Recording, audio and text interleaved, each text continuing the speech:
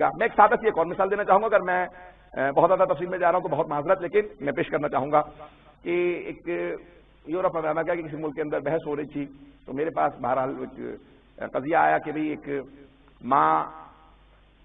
ماں باپ دونوں بوڑھے تھے اور وہ کہنے لگے میں تو جاب پہ ہوتا ہوں، کام پہ ہوتا ہوں، بیوی کہتی ہے بھی میرے پہ واجب نہیں ہے خدمت کرنا، تو وہ اگر فالج میں ہے بیمار ہے تو میرا تو کوئی فریضہ نہیں ہے، فریضہ تو ان کا ہے یہ اپنے ماں باپ کی خدمت کریں، اس کو میں نوکری چھوڑ دوں، کیا کروں کیا نہ کروں۔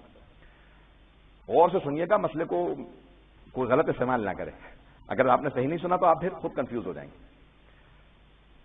تو عزیزان گرامی وہاں پہ جو حل دیا اس کو میں پیش کرنا چاہ رہا ہوں۔ سوال کیا جائے کہ آیا یہ حدیث ہے ہمارے یہاں کہ اگر آپ کے ہمسائے میں بھی کوئی بھوکا سو جائے تو آپ قصوروار ہیں؟ ہمسائے میں بھی کوئی بھوکا سو جاتا ہے، آپ کے نیبرہڈ میں کوئی ہمسائے میں آپ کا بھوکا سو گیا تو آپ حدیث میں ہے کہ آپ قصوروار ہیں، تو میں نے کہا آپ کے تو گھر میں ساس سسر بھوکے سو رہے ہیں، تو کہا لیکن ہم نے پوچھا تھا علماء نے فقہاء نے یہ بتایا کہ واجب نہیں، میں نے کہا ہاں واجب نہیں ہے لیکن واجب ہے بھی۔ اگر اللہ کہہ دیتا نا کہ بھئی واجب ہے تو ساس سسر کہتے ہمارا کیا کر رہی ہے، اپنا واجب ادا کر رہی ہے، لیکن شریعت نے کہا کہ نہیں، بہو پہ واجب بھی نہیں قرار دیں گے تاکہ اگر خدمت کرے تو ساس سسر تعریف کریں کہ ہاں اس نے خدمت کی ہے۔ پتہ نہیں میں بات پہنچا پایا ہوں یا نہیں۔ عزیزان گرامی ایک بیلنس رکھنا، عدالت رکھنا یہ بہت ضروری ہے۔ ہم ہمیشہ دو ایکسٹریمز پہ جا رہے ہوتے ہیں، یا ظالم بن جاتے ہیں یا تمکین ظلم کرتے ہیں، دونوں جائز نہیں۔ ان الفاظ کو غور سے دوبارہ سن لیجیے گا، یا ہم ظالم بن جاتے ہیں، ظلم اب بہت بڑا لفظ ہے، اب یہ بہرحال چھوٹے پیمانے پہ بھی ظلم ہو سکتا ہے، ہمیشہ ظالم یزید ہی نہ سوچ لیا کیجیے، بہرحال چھوٹے پیمانے پہ بھی ظلم ہوتا ہے، توجہ ہے میرے ساتھ۔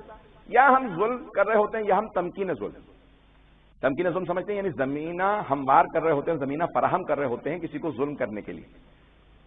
اگر ظلم کو برداشت کرتے رہو تو ظالم ظلم کرتا رہے گا، اس لیے کہتے ہیں کہ ظلم کے خلاف بولنا بڑا ضروری ہے۔ کئی مرتبہ خود آدمی متوجہ نہیں ہوتا، اسے بتانا ضروری ہوتا ہے، بھئی آپ زیادتی کر رہے ہیں۔ کئی مرتبہ بتانے سے زیادتی رک جاتی ہے، جب اب بتائیں ہی نا، بچہ نہیں نا روتا تو ماں دودھ بھی نہیں پلاتی، ماں دودھ بھی تب پلاتی ہے جب بچہ رو رہا ہوتا ہے، رونے سے پتہ چلتا ہے بچہ بھوکا ہے۔ عزیزان گرامی جب تک کوئی بتائے نہیں کہ میرے ساتھ زیادتی ہو رہی ہے لوگوں کو پتہ نہیں چلتا، اور آج کل تو فیشن بن گیا زیادہ شور مچاؤ تاکہ زیادہ مظلوم دکھوں۔ یہ شور اس لیے نہ مچائیے کہ انسان مظلوم دکھے، نہیں، بلکہ دنیا کے اصولوں کو نہ دیکھے، شریعت کے اصولوں کو دیکھے۔ میں جانتا ہوں میں نے سخت کہہ دی باتیں، لیکن یہ بات پیش کرنا ضروری سمجھتا تھا۔ عزیزان گرامی نہ ظالم بنے انسان اور نہ ہی ظلم کی تمکین کرے۔ جناب سید الشہداء نے میدان کربلا میں یہ نہیں دیکھا کہ بھئی اتنا بڑا مجمع ہے، میں 72 کے ساتھ آیا ہوں، تو اب کیا لڑنے کا فائدہ، بھائی ٹھیک ہے سرنڈر کر دیتے ہیں، سارے مارے جائیں گے، پتہ نہیں لوگ ہیں یا نہیں۔ جناب سید الشہداء 72 کے ساتھ ہیں لیکن پھر بھی لڑ رہے ہیں، یہ لڑکے بتا رہے ہیں کہ میں ظلم کے سامنے جھکا نہیں ہوں۔ عزیزان گرامی کربلا کو ماننے والا کبھی ظلم کو تسلیم نہیں کرتا، ہر حالت کے اندر ظلم کے خلاف برسر پیکار رہتا ہے، ہمیشہ مقابلہ کرتا ہے۔ اب ظلم کی اقسام ہو سکتی ہیں، یہاں تک علماء نے لکھا کہ کسی کو غضب کی نگاہ سے دیکھنا یہ بھی ظلم ہے، کہ اس کے دیکھتے ہیں آپ جو کمزور ہوتا ہے، ایسا ہے یا نہیں؟ یا آپ کا کوئی ماتحت ہوگا، یہ مثال کے طور پہ بیوی بچوں کو انسان آنکھیں نکال کے اسی کو دیکھتا ہے جس کا پتا ہے کہ بھی آگے سے کچھ مجھے نقصان نہیں پہنچا سکتا۔ بیوی بھی یہ ہو سکتا ہے کہ دیکھے غضب کی نگاہ سے، لیکن آپ کو تو کچھ پتہ نہیں چلتا، حالات دنیا کے کچھ نہیں معلوم۔ لیکن میں اس کو مذاق میں نہ اڑا دیجیے گا عزیزان گرامی، بہت سنجیدہ ہوں کیونکہ دونوں طرف سے ظلم ہوتا ہے بات کا۔ ایک سلوات کے لیے ساتھ ساتھ تھوڑا سا رحمت کر کے آگے آ جائے گا۔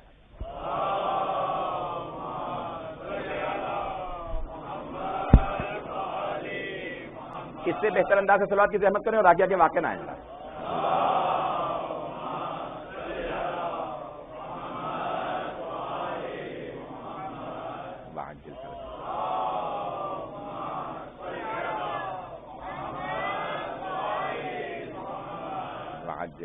توجہ ہے میرے ساتھ، سارا مجمع ہے ابھی تک میرے ساتھ؟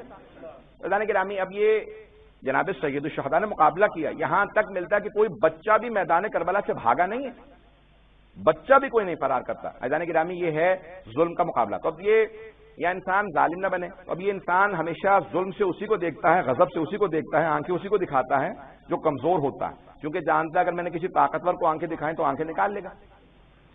انسان کو پتا ہوتا ہے کہ میں اپنے سے طاقتور کو کسی اور کو تو آنکھیں دکھاؤں گا، یا باس کو میں نے آنکھیں دکھائیں تو نوکری سے نکال دے گا، کسی اور اپنے کسی ظالم کو دکھا دی آنکھیں۔ تو عزیزان گرامی یہ آنکھ دکھانا یہ سب سے کم تر جو ظلم کی اقسام میں سے قسم ہے۔ یہاں تک کہ اپنے بچوں کو بھی اس طرح سے غضب سے نہ دیکھو کہ وہ آپ سے خائف ہیں، ڈر جائیں۔ میں کسی گھر پہ تھا تو ان کے بھائی آئے ہوئے تھے، بہرحال وہ ہر بچے کو اپنے ڈانٹ رہے تھے، یہ لگا دو وہ، تو ان کے بھائی کہنے لگے یار تم روزہ نہ ہی رکھا کرو، جب روزہ رکھ رہے ہو تو سارا دن سب کو ڈانٹتے رہتے ہو۔ تو ابھی تمہاری بیوی نے مجھے فون کر کے بلایا کہ ذرا کے تھوڑا سا ان کو سمجھا دیں، صبح سے بچوں کو ڈانٹ رہے ہیں، مولانا بھی گھر پہ موجود ہے۔ یہ انسان اپنے اوپر، اس کو عدالت یعنی کوئی معلوم ہی نہیں ہے کہ میرے پہ عبادت کا اچھا اثر ہو رہا ہے یا برا اثر ہو رہا ہے، اس کا مطلب ہے یہ عدالت سے ساقط ہو چکا ہے کہ عبادت کا بھی اس پہ برا اثر ہو رہا ہے۔ میں بہت سخت نے کہہ دیا، بہت معذرت، لیکن یہ حقیقت ہے کہ بعض اوقات عبادت کا بھی انسان پہ برا اثر ہوتا ہے۔ یہ عدالت انسان کی اگر ساقط ہو جائے، یعنی کہ تن جملے اور سخت لوگوں سے بہتر انشاءاللہ تعالیٰ ایک واقعہ پیش کر دوں گا تاکہ آپ کی توجہ میرے ساتھ ہو۔ عدالت وضع الشیء فی محل، ہر شے کو اس کی جگہ پہ رکھنا، نہ ظالم بننا اور نہ ہی تمکین ظلم کرنا۔ ایک اور حدیث ظاہراً اس میرے ذہن میں حوالہ نہیں ہے لیکن علماء نے اس کو بہت زیادہ پیش کیا، الظالم والمظلوم کلاہما فی النار، ظالم اور مظلوم دونوں جہنمی ہیں۔ پوچھا مولا ظالم تو سمجھ میں آ رہا ہے، یہ مظلوم کون سا؟ کہ وہ مظلوم جو ظلم کو سہتا رہے، برداشت کرتا رہے، اس کے خلاف آواز بھی بلند نہ کرے، جو کبھی بولے بھی نہیں۔ یہاں تک ہمارے فقہا کا فتویٰ ہے کہ اگر آپ کے گھر میں ڈاکو آ جاتا ہے، چور آ جاتا ہے، اور آپ جانتے ہیں یہ مجھے قتل کر دے گا، مار دے گا، اور آپ میں صرف اتنی طاقت ہے کہ مرنے سے پہلے ایک تھپڑ مار سکتے ہیں صرف، تو ہمارے فقہا کا فتویٰ ہے کہ مرنے سے پہلے وہ تھپڑ مارنا واجب ہے۔ یہ نہیں کہ آپ قتل ہو جائے تو میں مر ہی جاؤں گا تو مر ہی جاؤں گا، نہیں عزیزان گرامی، ہم اہل بیت کے ماننے والے ہیں، کربلا کے ماننے والے ہیں، ہمارے ہاں ظلم برداشت کرنے کی ترغیب نہیں دلائی گئی ہے، دونوں ایکسٹریمز غلط ہیں، عدالت ضروری ہے، نہ ظالم بنے نہ تمکین ظلم کریں۔ تمکین ظلم سمجھ میں آ گیا، یعنی انسان زمینہ نہ بنائے کہ لوگ ظلم کرتے رہیں، نہیں، دونوں چیزیں غلط ہیں، نہ ظلم برداشت کریں اور نہ دوسروں پہ ظلم کریں۔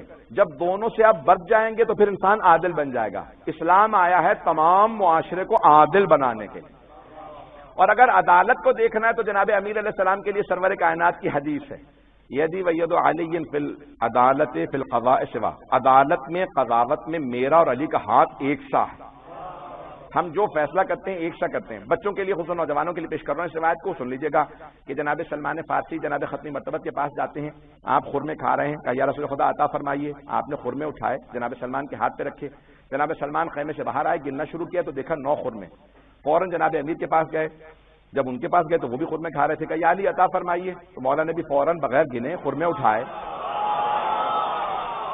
جناب سلمان کے ہاتھ پہ رکھے، جناب سلمان نے فوراً خرمے لیے اور وہیں گننے لگے۔ جب گن رہے تھے تو جناب امیر علیہ السلام نے فرمایا کہ سلمان کیا گن رہے ہیں آپ؟ اگر رسول خدا نے 9 سے زیادہ عطا کیے ہوتے تو میں بھی 9 سے زیادہ دیتا۔